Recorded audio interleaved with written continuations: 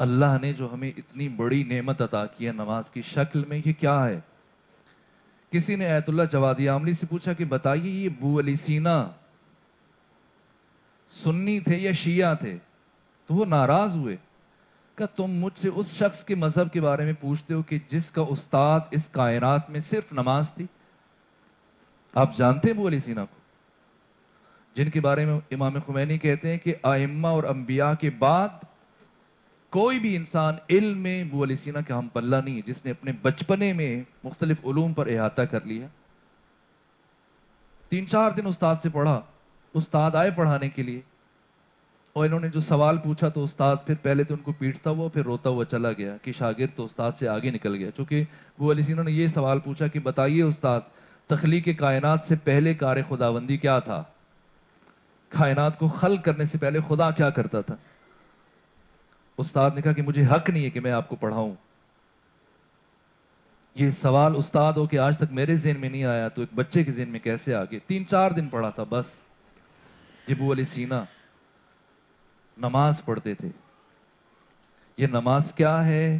آنے والے دنوں میں کوشش کریں گے کہ نماز کی کچھ تفسیر بیان ہو۔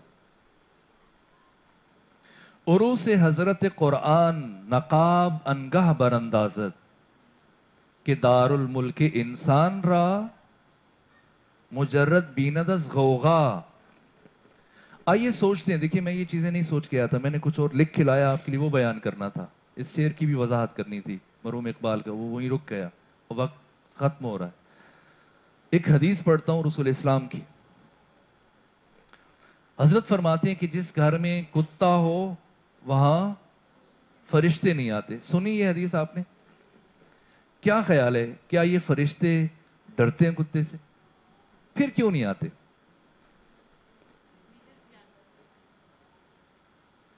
دیکھیے رسول اسلام کے کلام میں تشبیہ، تمثیل اور استعارہ زیادہ ہے۔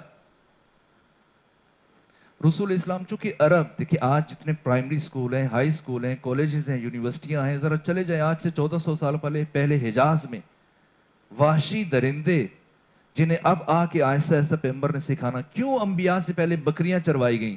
کبھی غور کیا آپ نے؟ اکثر انبیاء سے بکریاں چروائی گئیں اس سے پہلے کہ لوگوں کی تہذیب کریں، انہیں تربیت کریں۔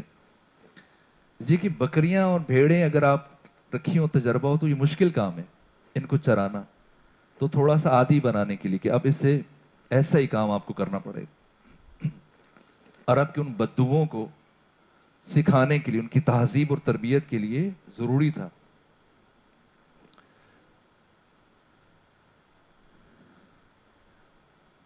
کیا اس سے مراد یہی ہے جو رسول اسلام نے ظاہراً کہا؟ نہ، ذہنی سطح نہیں تھی، لوگوں کو سمجھانے کے لیے مثالوں کا سہارا لیتے تھے کہ ناخن بڑے نہ کرو، ان میں شیطان آ جاتا ہے۔ اب کیا پتہ یہ جراثیم کیا ہوتے ہیں؟ گھر میں کوڑا جمع نہ رکھو کہ پھر اس میں شیطان آ جاتا ہے، بھئی رات بھر کوڑا پڑا رہے گا تو اس میں بیماریاں پیدا ہوتی ہیں، جراثیم آتے ہیں۔ مثالوں سے سمجھاتے تھے۔ فرماتے تھے کہ میری احادیث یاد کرو اور بعد کی نسلوں تک پہنچو، ایسے افراد آئیں گے جو میری باتوں کو سمجھ لیں گے، تم صرف حامل بن جاؤ، سینہ بسینہ آگے پہنچا دو۔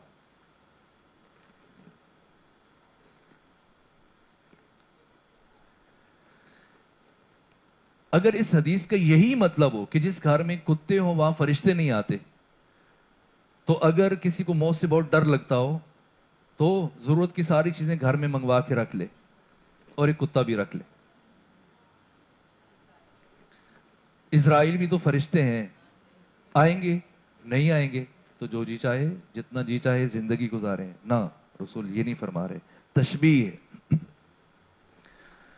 اس گھر کی بات نہیں کر رہے رسول، اس گھر کی بات کر رہے ہیں کہ یہ دل، یہ اللہ کا گھر ہے، یہ عرش خدا ہے، یہ حرم خدا ہے، یا خدا کے علاوہ کسی دوسرے کو جگہ نہ دو۔ اگر چاہتے ہو کہ تمہارے اس گھر میں، اس خانہ دل میں قرآن کی آیتوں کا نزول ہو، میں نے کل نزول کی بات کی تھی، یہ فرشتے یعنی قرآن کی آیتیں، اگر چاہتے ہو کہ نہج البلاغہ کے کلمات تمہاری سمجھ میں آ جائیں، صحیفہ سجادیہ کے کلمات تمہاری فہم کا حصہ بنے، تو کیا کرو؟ اگر اس دل میں تم نے کتے باندھ رکھے تو پھر کبھی نہیں آئیں گے.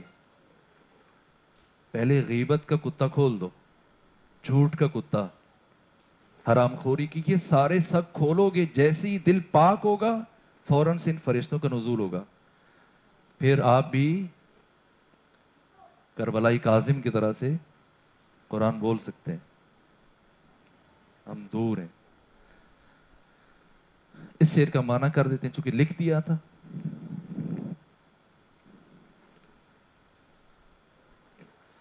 نقش قرآن چون در این عالم نشست، معنی کیا تھا اگر قرآن آ گیا سن 1894 میں لندن کے ایوان میں وزیر نوآبادیات برطانیہ نے ایوان میں تقریر کی. اس سے پہلے وہ مصر گیا تھا. جامعۃ الازہر جو اہل تسنن کی عظیم دینی درسگاہ ہے، یونیورسٹی ہے، جیسے ہم قم اور نجف سے پڑھ کے آتے ہیں، اہل تسنن حضرات جامعۃ الازہر سے پڑھ کے آتے ہیں. ایک عظیم درسگاہ.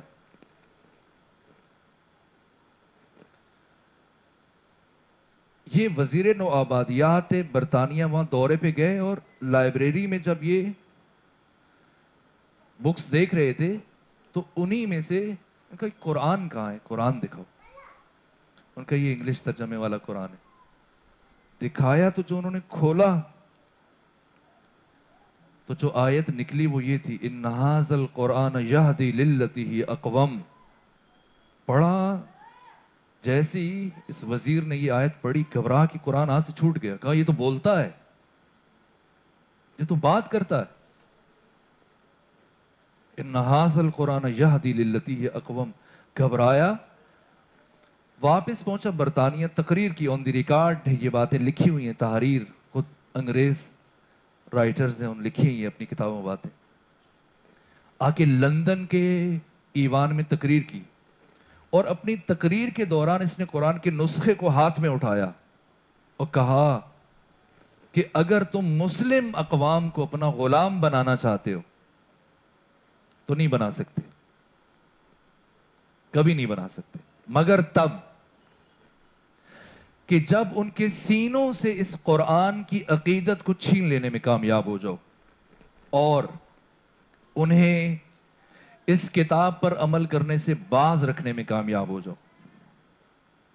جہاں تک ان کے دلوں سے اس قرآن کی عقیدت کو دور کرنے کا مسئلہ ہے یہ بہت مشکل ہے، یہ ہم نہیں کر سکتے.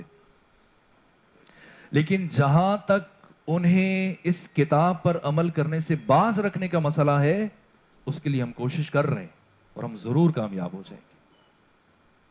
قرآن پڑھا جاتا ہے، پڑھایا جاتا ہے. میں نے کل امام خمینی کا جملہ کہا کہ قرآن کے نام پر، خدمت قرآن کے نام پر جتنی قرآن دشمنی ہوئی اتنی کسی اور طرح سے نہیں کی گئی.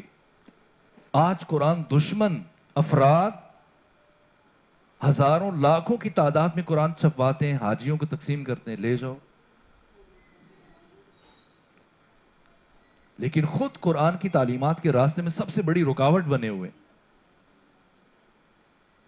رب قاری القرآن یقرأ القرآن والقرآن یلعنہ. بعض قاری قرآن کی تلاوت کرتے ہیں، قرآن پلٹ کر ان کے اوپر لعنت کرتا ہے. جو لوگوں کو قرآن کی فکر سے دور کر رہے ہیں.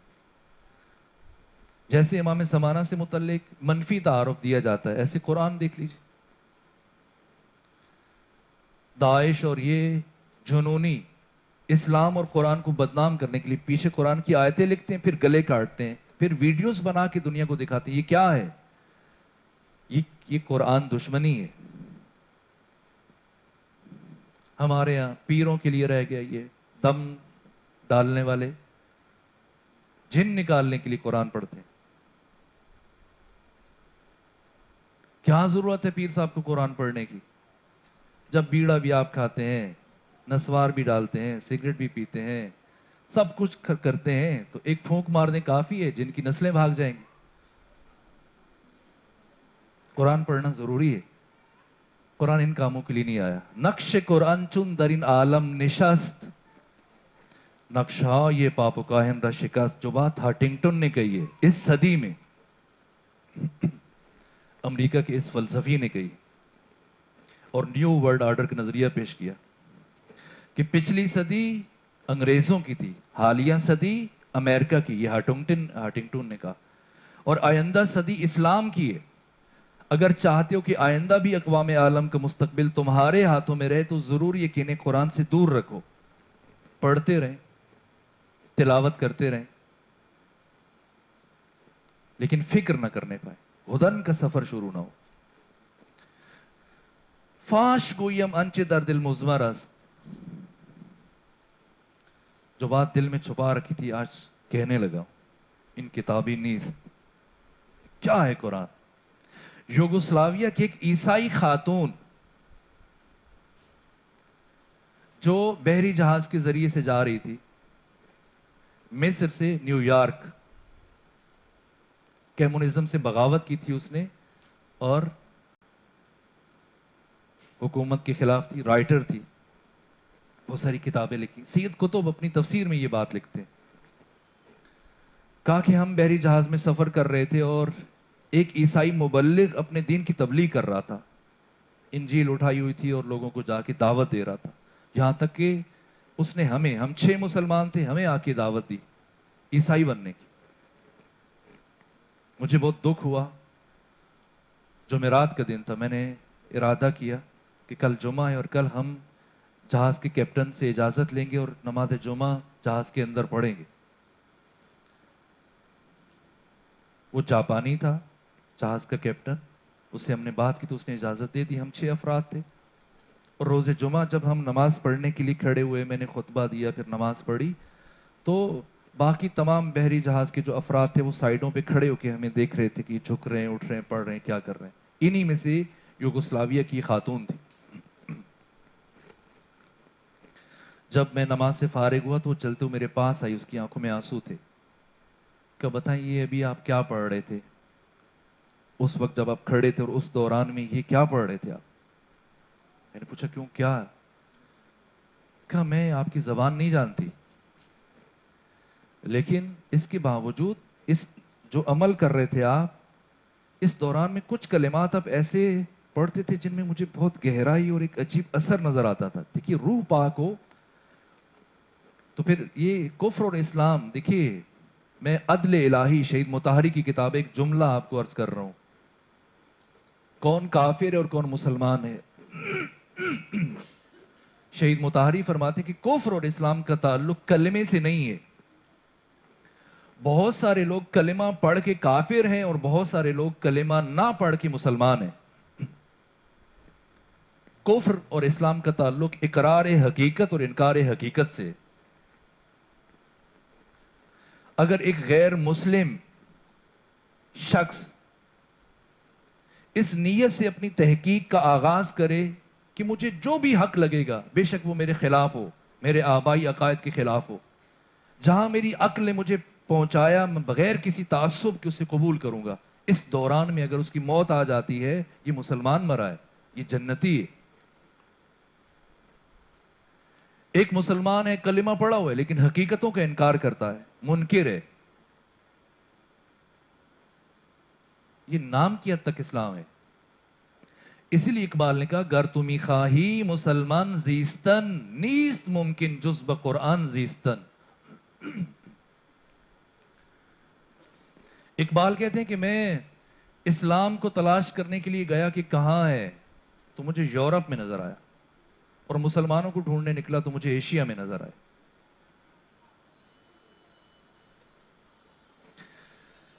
فاش گویم انچ، آپ ناراض تو نہیں ہو رہے میری باتوں سے؟ فاش گویم انچ در دل مزمر است، اگر کوئی شکایت ہو، کوئی سوال ہو تو آپ پوچھ سکتے ہیں۔ ان کتابی نیست چیزیں دیگر است، آپ نے دیکھا کس طرح سے اس یوگوسلاویا کی خاتون کی کیفیت بدل گئی۔ چون به جان در رفت جان دیگر شود، جان کی دیگر شد جهان دیگر شود، همچو حق پنهان و هم پیداست این، زنده و پاینده و گویاست این۔ میں وضاحت نہیں کر سکے ان اشعار کی، وقت ختم ہوا. سوالات لکھوائیں گے تو پھر اس میں مشکل ہو جائے گی. یہ قرآن کیا ہے؟ دیکھیے ہم بھی پڑھتے ہیں قرآن. میں خواہر کی بات کے احترام میں 2 جملے عرض کرتا ہوں. لو انزلنا هذا القرآن على جبل لرأيته خاشعا متصدعا من خشية اللہ. یہ قرآن کی عظمت ہے کہ اگر ہم اس قرآن کو پہاڑوں کے اوپر نازل کرتے تو یہ خشیت الہی کی وجہ سے ریزہ ریزہ اور ٹکڑے ٹکڑے ہونے پہ مجبور ہو جاتے. پہلی چیز، خود ہم جس کی خدمت میں جا رہے ہیں پہلے اس کے مقام سے آشنا ہونا ہے. جب اندازہ ہو جائے گا اس کے مقام کا، اس کی جلالت کا، پھر ہمارے جانے کا انداز الگ ہوگا، اسے کھولنے کا. پھر اس دوران میں جتنی مرضی موبائل سیل کی گھنٹیاں بجتی رہیں، کچھ ہو جائے. کل میں ایک مصری قاری کا ایک واقعہ اگر مجھے یاد رہا، کل نہیں پرسوں، لیکن پرسوں تو ہم فقہ شروع کر رہے ہیں، لیکن جب دوبارہ قرآن کی بات شروع کریں گے ہم، یا پھر کم سے کم ایک دن مزید ہم کر لیتے ہیں. میں مختصر پڑھ دیتا ہوں. مکہ میں حج کے دوران ایک ایرانی قافلے میں ایک عالم تھے، ان کی وفات ہو گئی تو ان کے قل کی مجلس تھی، اس میں ایک مصری قاری کو دعوت دی گئی. وہ بیٹھے کرسی پہ تو افراد نے کہا کہ قرآن پڑھیں. اگرچہ یہ کہا جاتا ہے یہ جملہ کہ قرآن اترا ہے عربوں پہ، حجاز میں اترا ہے، اسے پڑھا ہے مصریوں نے اور سمجھا ایرانیوں نے. واقعی ایران، صرف ایک تفسیر آپ دیکھ لیں میزان، اس کے بعد خود تسنیم ایت اللہ جوادی عاملی کی شرح آفاق. وہ قاری آئے تو یہ ٹیک لگا کے بیٹھے ہوئے تھے، باتیں کر رہے تھے. ان کا پڑھیں، کہا ابھی ماحول مناسب نہیں ہے کہ میں یہاں قرآن پڑھوں. تو انہوں نے باتیں کرنا بند کر دی. کہا آپ پڑھیں. کہا ابھی بھی ماحول سازگار نہیں. وہ ایرانی عادت ہے، آپ دیکھتے ہوں گے، چائے وہ قہوہ پیتے ہیں، سگریٹ وغیرہ بھی پیتے ہیں محافل میں بیٹھ. وہ سب چھوڑ دیا گیا. ابھی کچھ لوگ ٹیک لگا کے بیٹھے تھے، تو جب کہا کہ ان کا نہیں ابھی بھی مناسب نہیں، حتیٰ ٹیک لگا کے وہ چھوڑی ٹیک، تھوڑا آگے آئے.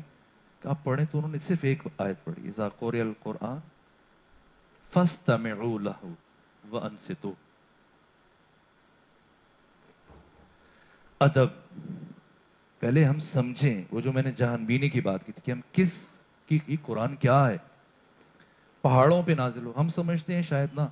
آیت اللہ شاہ آبادی، ان کے قصبے میں ایک ہی چشمہ تھا جہاں سے پانی بہتا تھا، سب دیہات والے بھر کے لاتے تھے پینے کے لیے اور ضروریات کے لیے استعمال کرتے تھے. وہ چشمہ خشک ہو گیا اور دور دور تک اور کوئی پانی نہیں تھا. سب آئے اس عالم بزرگوار کے پاس، کہا کہ کچھ کریں، دعا کریں کہ بہت بڑی پریشانی ہے، ہمیں نقل مکانی کرنی پڑ جائے گی تو ان کا صبح تک ٹھیک ہو جائے گا مسئلہ. اور رات میں وہ گئے، ایک آیت لکھ کے وہاں رکھ دی اس پہاڑ کی چوٹی پہ جہاں سے چشمہ پھوٹتا تھا. لو انزلنا هذا القرآن على جبل لرأيته خاشعا. ان کا ایمان تھا، اس پر عقیدہ تھا اور باعمل تھے. اس کا نتیجہ یہ ہوا کہ نصف شب ایک انفجار ہوا، وہاں دھماکے کی آواز قریے والوں نے سنی، اور صبح جب اٹھے تو اسی طرح پانی بہ رہا تھا. آیت اللہ حسن زادہ عملی،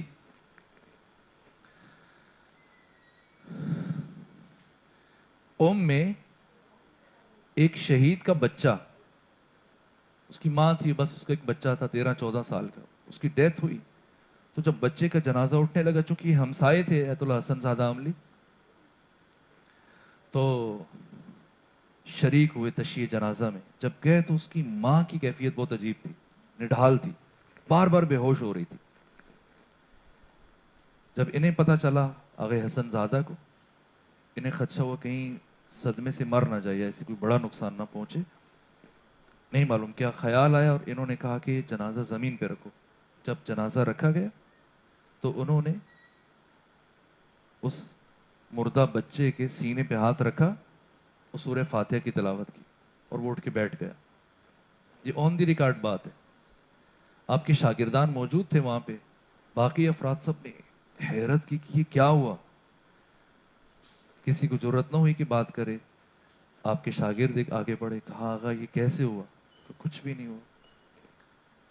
میرے پروردگار نے ساری زندگی مجھے جو بھی بات کی میں نے ہمیشہ سر جھکا کے مانی، کبھی نہ نہیں کہا. آج میں نے ایک بات کی تو اس نے بھی مجھے نہ نہیں کہا.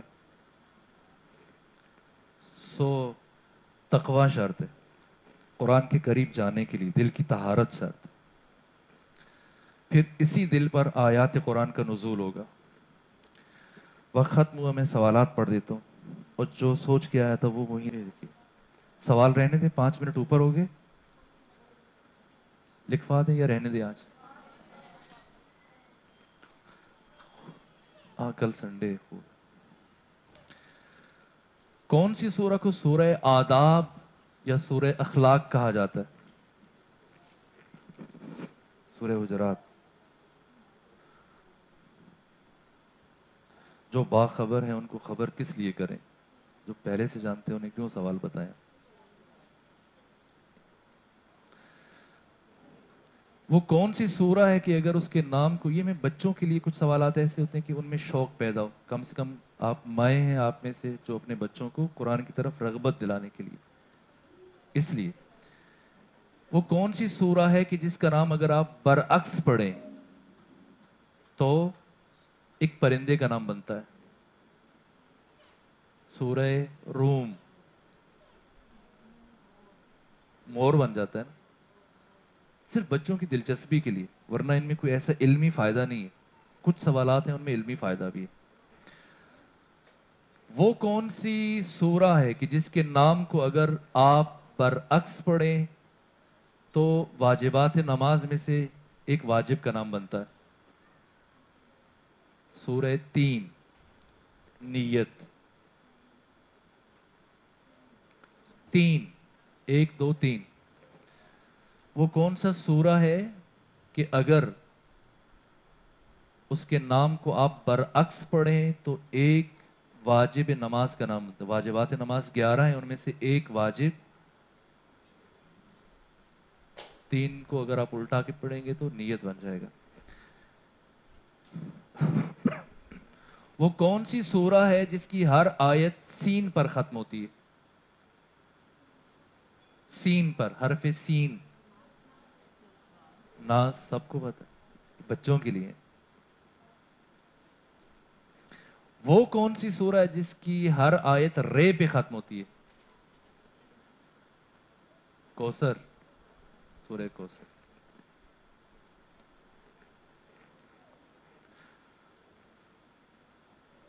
امام حسین علیہ الصلوۃ والسلام کے سر بریدہ نے شام میں کون سی آیت تلاوت کی تھی؟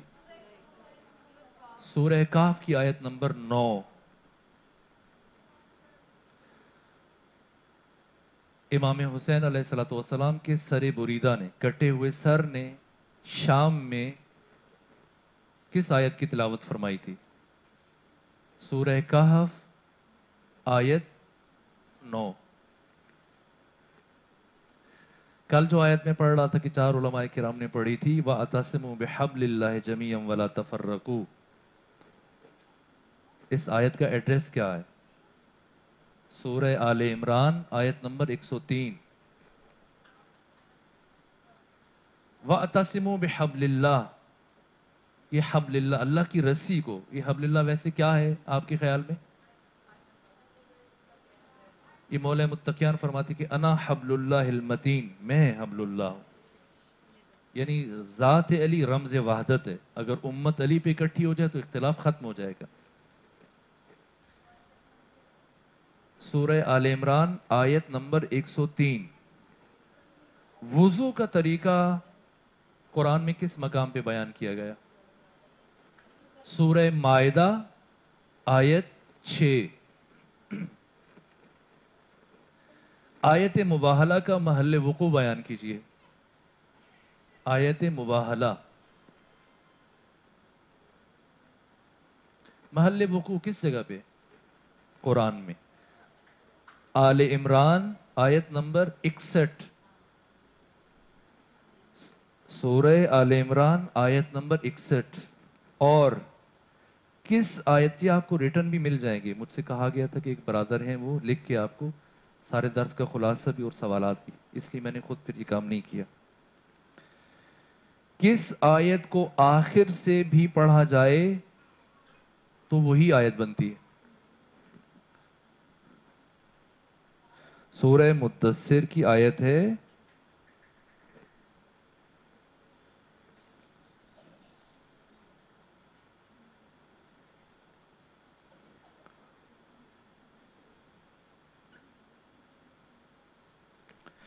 یہ دیکھیے، اگر شد کے نیچے ہو تو یہ زیر کہلاتی ہے، بے شک حرف کے اوپر ہو، اور شد کے اوپر ہو تو اسے زبر سمجھا جاتا ہے. بعض لوگ سمجھتے ہیں کہ حرف کے اوپر ہے شاید یہ زبر ہے. نہ، معیار حرف نہیں ہے، معیار شد ہے.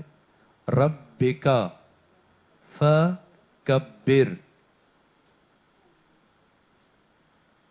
بر، اسے الٹا کے پڑھیں تو بھی یہی آیت بنتی ہے. والسلام علیکم ورحمۃ اللہ.